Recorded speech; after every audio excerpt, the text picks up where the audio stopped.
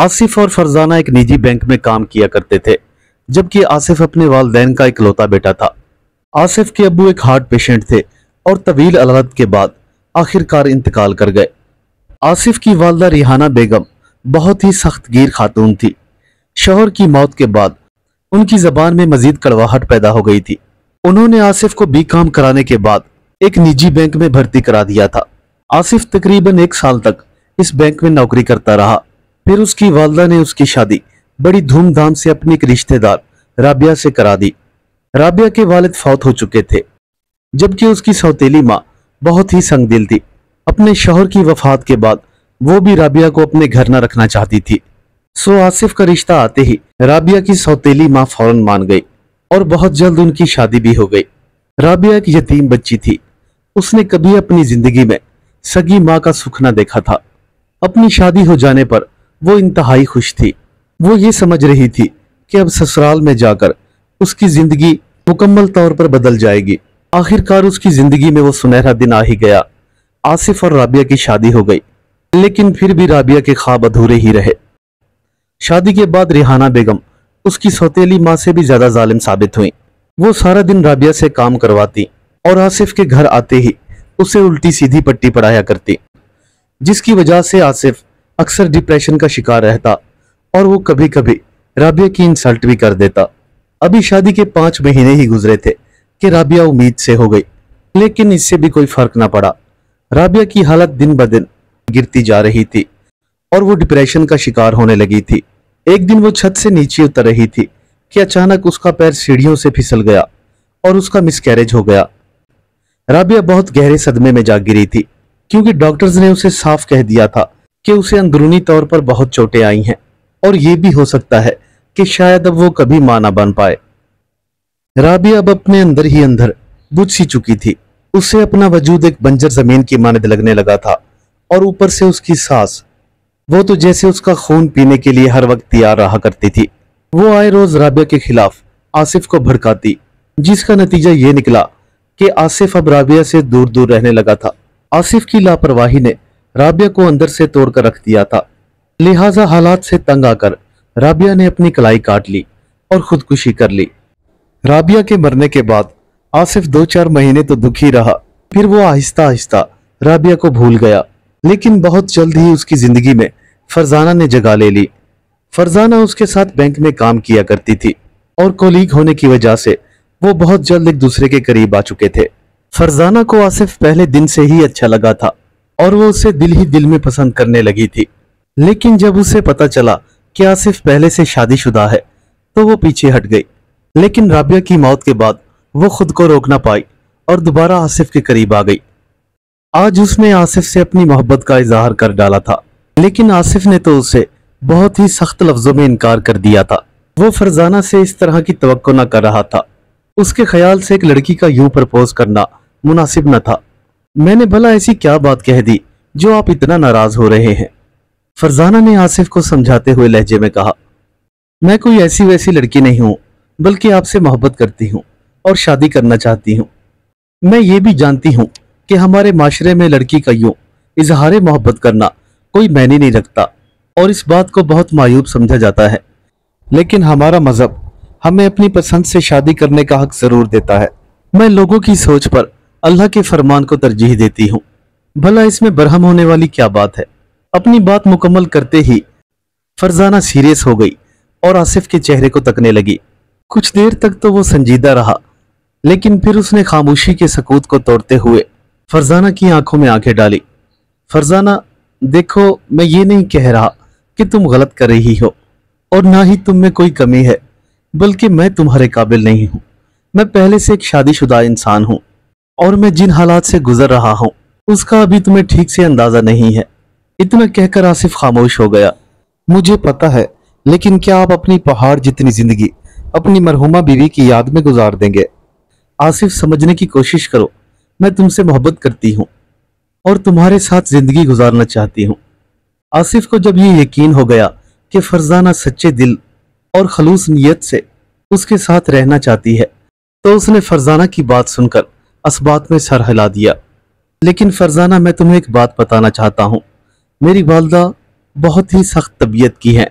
उनकी सख्तियां और पाबंदियां तुम हरगिज बर्दाश्त ना कर पाओगी। मैं चाहता हूं कि तुम एक मर्तबा फिर अपने फैसले पर नजरसानी कर लो। आसिफ की ये बात सुनकर फरजाना ने एक जोरदार कहका लगाया। आसिफ, मैं भी सारी जिंदगी अपने माँ बाप के प्यार के लिए तड़पती रही हूँ। मैं आपकी अम्मी को इतना प्यार दूंगी कि वो अपनी सारी संगदिली भूल जाएंगी और आपसे ज्यादा मुझसे प्यार करेंगी। फरजाना की ये बात सुनकर आसिफ के चेहरे पर कुछ इत्मीनान के आसार नुमायां हुए और वो दोनों एक दूसरे को देखकर मुस्कुराने लगे। फरजाना ने अपनी फैमिली को आसिफ के बारे में सब कुछ बता दिया। उसके वालिद यार मोहम्मद एक ओपन माइंडेड इंसान थे, इसलिए उन्होंने फरजाना की ख्वाहिश का एहतराम करते हुए फरजाना को आसिफ के साथ ब्याह दिया। लेकिन शादी के बाद रिहाना बेगम फरजाना की तवक्को से ज्यादा जालिम और मकार निकली। सबसे पहले तो उन्होंने फरजाना की जाब छुड़ा दी और उसे चूल्हे में झोंक दिया। शादी के 2 महीनों बाद फरजाना पहले वाली नहीं रही थी। घर संभालना तो दूर की बात, उससे तो अब अपना वजूद भी नहीं संभल रहा था। दिन रात उसे रिहाना बेगम के ताने तशने सुनने पड़ते। वो सारा दिन उसे कोसती रहती, तुमने मेरे बेटे को फंसाकर उससे शादी कर ली है और इसे मुझसे बदगुमान कर दिया है, अल्लाह की मार पड़े तुझ पर। बात बात पर रिहाना बेगम फरजाना को कोसा करती और आए रोज की ये बातें सुनकर अब फरजाना का दिल भी दुखने लगा था। वो खून का घूंट भरकर रह जाती, लेकिन अपनी शादी को निभाने की भरपूर कोशिश करती रही। आहिस्ता आहिस्ता आसिफ ने उसकी तरफ भी अपनी तवज्जो कम कर दी। फरजाना ने जानते बूझते ही अपनी जिंदगी को एक अजाब में डाल दिया था। अगले दिन सुबह के वक्त फरजाना घर की सफाई कर रही थी तो उसकी सास बरामदे से चलती हुई उसके करीब आ खड़ी हुई। अरे महारानी साहिबा, जब अल्लाह अल्लाह करके सफाई हो जाए तो दिन का खाना तैयार कर लेना, और हाँ याद रखना आज जरा एहतमाम कर लेना, मेरी कुछ जानने वाली आ रही हैं। ये सुनकर फरजाना ने असबात में सर हिला दिया। अच्छा अम्मी जी, बताए खाने में क्या बनाऊं? इतना सुनने के बाद रिहाना बेगम ने फौरन अपनी त्योरी चढ़ाई और मजीद अकड़ गई। इतना ज्यादा कुछ बनाने की जरूरत नहीं, बस बिरयानी, कोरमा और थोड़ी सी मछली भी फ्राई कर लेना। अरे हाँ याद आया, वो दाल भी बनानी है। इसके अलावा कोई अच्छा सा मशरूब या 1-2 स्वीट डिशेस भी तैयार कर लेना, ताकि मेरी मेहमानों को किसी किस्म की कोई तकलीफ ना हो। रिहाना बेगम ने फरजाना को यह सारा मेन्यू ऐसे बताया था जैसे वो किसी होटल में खड़ी हुई हो और फरजाना उनकी बहू नहीं बल्कि कोई मुलाजमा हो। अपनी सास की ये बात सुनकर फरजाना एक लम्हे को ठनकी। अम्मी जी, 1-2 डिशेज होती तो मैं तैयार कर देती, लेकिन मेरी तबीयत खराब है और आसिफ कह रहे थे कि मैं तुम्हें शाम को हॉस्पिटल ले जाऊंगा। फरजाना ने नकाहत भरे लहजे में कहा। ओ अच्छा, तो महारानी साहबा की तबीयत खराब है। अब तो किसी को कुछ काम कहा जाए तो फौरन ही उसकी तबीयत खराब होने लगती है। एक हम थे जो कभी भी अपनी सास को पांव भी जमीन पर न रखने दिया करते थे, लेकिन आजकल की माएं खुद बेटियों को ये सिखा देती हैं कि साथ के साथ कैसे खेल खेलने हैं। या अल्लाह, कैसा जमाना आ गया है, ये तो कयामत की निशानियां हैं। अब खुद ही बुढ़ी हड्डियों के साथ मैं भला इतना सारा काम कैसे करूं? जाओ तुम अपने शौहर के साथ जाकर अयाशी करो। इतना कहकर रेहाना बेगम खामोश हो गई। अम्मी अम्मी आप छोड़े, मैं जाकर पका लेती हूँ, आप नाराज ना हो। अरे अरे रहने दो बीबी, मुझ पर यह एहसान अजीम करने की जरूरत नहीं। अभी तो तुम कह रही थी कि तुम्हारी तबीयत खराब है और 2 मिनटों में तुम्हारी तबीयत ठीक भी हो गई। वाह भाई वाह, आजकल की लड़कियों को तो देखो, पता नहीं कहां से उन्होंने ये ड्रामेबाजी सीखी है। इससे पहले कि रिहाना बेगम कुछ और कहती, फरजाना ने बढ़ के उनके हाथ से चम्मच ले लिया और काम करने लगी। तकरीबन 4 घंटों की लगातार मेहनत के बाद सारी डिशेस तैयार हो चुकी थी। फरजाना ने बिरयानी दम पर चढ़ाई और जरा कमर सीधी करने के लिए अपने बेडरूम में आकर लेट गई। वो जैसे ही अपने बेड पर लेटी, थकावट की वजह से उसे नींद आ गई। जैसे ही उसकी आंख खुली तो उसने सबसे पहले सामने वाली वॉल क्लॉक को देखा जो दोपहर के 4:30 बजा रही थी। इसका मतलब अम्मी की सहेलियां अब चली गई होगी। फरजाना ने खुद ही खुद कलामी करते हुए कहा, ओ अब मैं क्या करूंगी? अम्मी को इस बात पर बहुत गुस्सा आया होगा कि मैंने मेहमानों को खाना सर्व नहीं किया। या अल्लाह, तू ही मेरी मदद कर। इतना कहकर फरजाना अपने बेड से उठ खड़ी हुई। अचानक ही उसके कमरे का दरवाजा खुला और रिहाना बेगम अंदर दाखिल हुई। अरे बहू, आज तुमने बहुत ही अच्छा खाना बनाया। मेरी सहेलियां बहुत ही खुश हुई। वो तो कह रही थी कि तुम्हारी बहू के हाथ में बहुत ही जायका है, अब तो हम रोज ही तुम्हारे घर आया करेंगे। लेकिन मैंने उन्हें बतला दिया है कि ये जो खाना तुमने खाया है इसमें मेरी बहू का कोई कमाल नहीं, बल्कि कमाल मेरा है कि मैं उसे सर पर नहीं चढ़ाती। ये बोलते बोलते रिहाना बेगम फरजाना के बेड के साथ पड़ी हुई कुर्सी पर बैठ गई और फरजाना हैरत से रिहाना बेगम का मुंह तकने लगी। शाम को जब आसिफ घर लौटा तो वो फरजाना को लेकर डॉक्टर के पास चला गया। अगले दिन भी उसने फरजाना की तबीयत को देखते हुए छुट्टी कर ली। फरजाना आज वाले वाकये से काफी डिप्रेशन में चली गई थी। वो हर रोज अपनी सास का एक नया रूप देख रही थी। तकरीबन रात के कोई 2 बजे का वक्त था और फरजाना अपने बिस्तर पर करवटें बदल रही थी। आज पता नहीं क्यों उसे नींद नहीं आ रही थी। बार बार उसे अपनी सास की वो तमाम कही हुई बातें याद आ रही थी। उसने तो सोचा था कि वो अपनी सास को अपना गर्विदा कर लेगी और उसकी हर खिदमत करेगी, लेकिन यहाँ तो उसका उल्टा ही हुआ था। उसने अपनी सास से जितनी मोहब्बत की थी, बदले में उसकी सास उसकी उतनी ही इंसल्ट कर रही थी। बस ये बातें उसे अंदर ही अंदर से खाई जा रही थी। वो बेचैन होकर अपने बिस्तर से उठी और कदम भरते हुए बाहर सहन की तरफ चली आई। वो सहन के कोने में पड़ी हुई एक चारपाई पर जा बैठी और सामने सीढ़ियों की जानिब तकने लगी। लेकिन अगले ही लम्हे उसकी आंखों ने जो मंजर देखा वो देखकर हैरान रह गई। सीढ़ियों से एक लड़की नीचे उतरती आ रही थी और उसकी हालत से साफ पता चल रहा था कि वो प्रेग्नेंट है। और उस वक्त उस लड़की की आंखों से आंसुओं की बरसात हो रही थी। ऐसा लग रहा था जैसे उसकी हालत तेजी से बिगड़ रही हो। अचानक ही उस लड़की का पांव फिसला और वो तेजी से सीढ़ियों से लुढ़कती हुई नीचे आ गिरी। उस लड़की की कर्बनाक चीखें पूरे घर में गूंजने लगी और फिर वो अचानक ही वहां से गायब हो गई। ये मंजर देखकर फरजाना की आंखें दहशत ज़दा हो गई। उसने जो कुछ देखा था उसे अपनी नजरों का धोखा समझ रही थी। फिर अचानक उसे घर के अंदरूनी हिस्से से कुछ गिरने की आवाज सुनाई दी। फरजाना के आसाब जवाब देने लगे थे। वो भाग कर उठी और अपने बेडरूम की तरफ बढ़ी। दरवाजा लॉक करके वो खौफजदा आंखों से इधर उधर देखने लगी। सामने बेड पर आसिफ गहरी नींद सोया हुआ था और उसके पहलू में वही लड़की खड़ी हुई थी। उसकी आंखों से आंसू बह रहे थे और इसी कैफियत में वो आसिफ के साथ बैठ गई। फिर न जाने एक तेजदार चाकू उसके हाथ में कहां से आ गया और देखते ही देखते उसने अपनी कलाई काट ली। खून तेजी से उबल उबल कर उसकी कलाई से नीचे गिरने लगा और अगले ही लम्हे पलक झपकते में वो सब गायब हो गया, मानो वहां पर कुछ हुआ ही ना था। फरजाना ने जो कुछ देखा था वो उसे फरेबी नजर करार देने की कभी भी बेवकूफी नहीं कर सकती थी। अचानक ही उसके दिमाग में वो तमाम बातें एक फिल्म की तरह चलने लगी। उस पुरस्रार लड़की का करैक्टर राबिया से मिलता जुलता था, जो कि आसिफ की पहली बीवी थी। शायद ये वही लड़की थी जिसने खुदकुशी कर ली थी। हाँ, ये वही थी। फरजाना जैसे दिल ही दिल में खुद से बोलने लगी थी, लेकिन ये कैसे हो सकता है कि राबिया की रूह वापस आ गई हो। न जाने राबिया की कौन सी चाहत अधूरी रह गई थी जो उसे दोबारा वापस आना पड़ा। अभी वो यही सोच रही थी कि उसके कानों में उस लड़की की आवाज सुनाई दी। ठीक सोचा तुमने, मैं राबिया ही हूँ।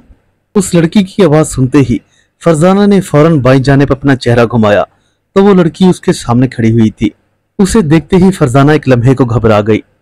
ओ घबराओ नहीं फरजाना, मैं ही राबिया हूँ। मैं इस घर में बहुत अरमानों के साथ ब्याह कर आई थी, लेकिन मेरे सपने टूट गए, मेरी उम्मीदों के सारे बंध टूट गए। मैंने अपने बच्चे को खो दिया और इस घर में खुदकुशी कर ली, लेकिन मेरे मरने से इन लोगों को कोई फर्क ना पड़ा।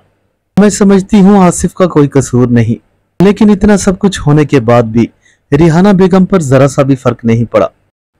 आज भी वो वैसे की वैसी ही जालिम है और तुम्हारे साथ भी वही सलूक कर रही है जैसा कि मेरे साथ किया करती थी। मैं आज यहाँ इसलिए आई हूँ कि कम से कम तुम्हारी जिंदगी तो संवार सकूं। जानती हो मैंने तुम्हारे लिए यहाँ कुछ दिन रहने की मोहलत ली है। राबिया की बातें सुनकर आहिस्ता आहिस्ता खौफ फरजाना के दिल से निकलने लगा था। फरजाना हिम्मत करते हुए राबिया से मुखातिब हुई। तुम तो मेरी सौतन हो, भला तुम मेरी जिंदगी क्यों संवारोगी।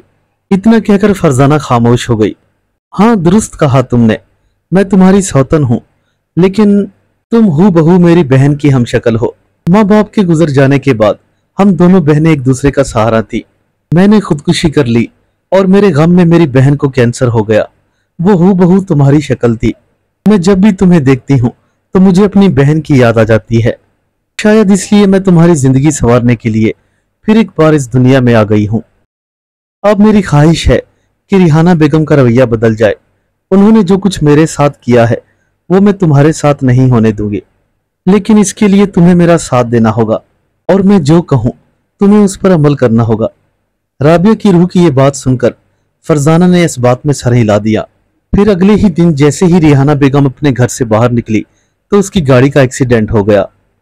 आसिफ और फरजाना का परेशानी से बुरा हाल था। इस वक्त वो दोनों ऑपरेशन थिएटर के बाहर बहुत बेचैनी और बेसब्री से डॉक्टर के बाहर आने का इंतजार कर रहे थे। अचानक ही ऑपरेशन थिएटर का दरवाजा खुला और डॉक्टर बाहर निकल आया। पेशेंट की जान खतरे से बाहर है, लेकिन उन्हें ब्लड की अशद जरूरत है। आपको जल्द से जल्द ओ नेगेटिव ब्लड का बंदोबस्त करना होगा। डॉक्टर की ये बात सुनते ही फरजाना अचानक तेजी से बोली, डॉक्टर साहब, मेरा ब्लड ग्रुप भी ओ नेगेटिव है और मैं देने को तैयार हूं। फिर चंद दिन बाद ही रिहाना बेगम ठीक होकर घर आ गई। उनका रवैया बिल्कुल तो ना बदला था, लेकिन वो पहले से काफी हद तक बेहतर हो गया था। अब वो फरजाना को हर वक्त ताने न मारती, लेकिन उसके किए हुए हर काम में नुक्स निकालना अपना फर्ज समझती थी। तकरीबन 1 माह बाद रिहाना बेगम अब पूरी तरह से ठीक हो चुकी थी और फरजाना उनसे इजाजत लेकर अपने मैके जा चुकी थी। दोपहर के वक्त जब रिहाना बेगम खाना बना रही थी तो किचन में पाइप से गैस लीक हो रही थी, मगर उन्हें इसकी कोई खबर ना हुई। जैसे ही बेखबरी में उन्होंने माचिस जलाई तो फौरन ही किचन में आग फैल गई और देखते ही देखते उस आग ने रिहाना बेगम को अपनी लपेट में ले लिया। फरजाना मैके से सीधा हॉस्पिटल जा पहुंची। रिहाना बेगम बेड पर दराज हुई उसके सामने पड़ी हुई थी। वो फरजाना को देखते ही उससे मुखातिब हुई, फरजाना बेटा, क्या तुम मुझे एक पानी का गिलास दे दोगी? जैसे ही फरजाना ने रिहाना बेगम के हाथ में पानी का गिलास थमाया तो उन्होंने अपने दोनों हाथों से फरजाना के हाथ को थाम लिया। बेटा, मुझे माफ कर दो, मैंने तुम्हारे और राबिया के साथ बहुत ज्यादतियां की हैं और आज मुझे अपनी गलती का एहसास हो रहा है। मैंने मौत को आज अपने इतने करीब से देखा और अपने गुनाहों को याद करके मेरी रूह लरज गई है। अगर तुम वक्त पर ना आती तो मैं जलकर मर चुकी होती। मैं तुम्हारे इस सलूक का एहसान कभी नहीं उतार सकती। खुदा के लिए मुझे माफ कर दो। नहीं नहीं अम्मी जान, आप मुझसे माफी ना मांगे। आप तो मेरी माँ के बराबर हैं और माएं बेटियों से माफी नहीं मांगती। जो हुआ उसे भूल जाएं। बस इतना कहकर फरजाना रोते हुए कमरे से बाहर निकल आई। हॉस्पिटल के एक वीरान गोशे में उसे दूर से राबिया नजर आ गई। उसके चेहरे पर एक मुस्कुराहट थी। फरजाना सीधी चलती हुई राबिया के पास जा पहुंची। रिहाना बेगम का एक्सीडेंट भी मैंने करवाया था और उस दिन किचन में आग भी मैंने लगाई। फिर मैंने अपनी रूह को तुम्हारे जिस्म में डाल दिया और सब यही समझे कि तुमने ही रिहाना बेगम को बचाया है। मैं जानती हूं कि तुम्हें यह बुरा लगा होगा, क्योंकि धोखा तुम्हारी फितरत में नहीं, लेकिन कभी कभी ऐसा करना पड़ता है। और अगर तुम भी होती और मैं तुम्हारे वजूद में ना घुसती तो शायद तब भी तुम रिहाना बेगम को बचा लेती। मेरे ख्याल में अब वो बदल गई हैं। मौत के खौफ ने उन्हें बुरी तरह से झंझोड़ कर रख दिया है। अब तुम्हारी जिंदगी पुरसकून हो चुकी है और मेरा इंसानी दुनिया में रहने का वक्त भी खत्म हो चुका है। अल्लाह हाफिज मेरी बहन। इतना कहकर राबिया वहां से गायब हो गई और फरजाना की आंखों में आंसू आ गए। फरजाना की आंखों में अब खुशी के आंसू थे और वो अपनी पुरसकून जिंदगी के बारे में सोचकर फूले न समा रही थी। उसने अपने कदम वापसी के लिए बढ़ा दिए ताकि आसिफ को अपनी प्रेगनेंसी की खुशखबरी सुना सके। उम्मीद करता हूं मेरे दोस्तों को आज की कहानी पसंद आई होगी। चैनल को ज्यादा से ज्यादा सब्सक्राइब करें और दोस्तों के साथ शेयर करना ना भूलें। आप अपनी कहानियां हमें हमारे व्हाट्सएप नंबर पर भी सेंड कर सकते हैं। मिलते हैं कल एक नई कहानी के साथ। तब तक के लिए अल्लाह हाफिज।